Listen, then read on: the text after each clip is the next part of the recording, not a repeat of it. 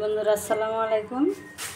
আমি আজকে চাউলের খুদ নিয়েছি। এই খুদ দিয়ে আর আখের গুড় দিয়ে নাড়ু বানাবো। আমি খুদটি বাইজা নেই, তারপরে আবার দেখাই। এই হচ্ছে আখের গুড়। এই আখের গুড় দিয়ে আর ওই খুদ দিয়ে আমি নাড়ু বানাবো। খুদগুলো বাইজা নেই, তারপরে আবার দেখাই। এই যে আমি খুদটা বাইজা নিছি। এখন এই খুদ এই যে গুড় চুলাই দিছি, গুড় জাল হইতেছে।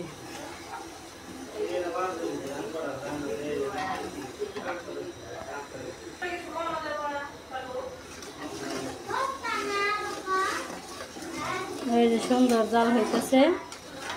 এটা সুন্দর একটা ফেনার মতো হইব। তারপরে তারের এরকম করলে তারের মতো হইব। তারের মতো হইলেই বোঝা যাবে যে এটা পাক এসে গেছে। এই জন্য গুড় পাকা হয়ে গেছে। এখন আমি এখানে খুদ ভাজাগুলো দিয়ে দেবো।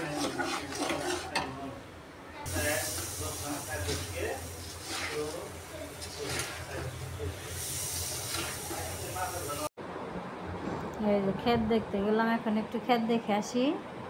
ক্ষেতে কত সুন্দর ধান হয়েছে, দেখেন অনেক সুন্দর ধান হয়েছে ক্ষেতে।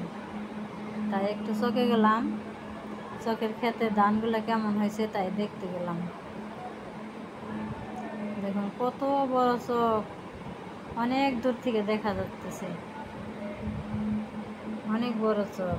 আর ধানগুলো কত সুন্দর সবুজ, একবারে সবুজ সবুজ সবুজে ভরা। দেখুন কত সুন্দর ধান।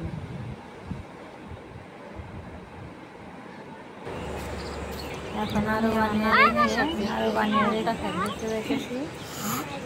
সামনের ভুট্টাগুলো অনেক সুন্দর, অনেক বড় বড় ছড়া হয়েছে ভুট্টার। তাই ভুট্টাগুলো একটু দেখে আসি।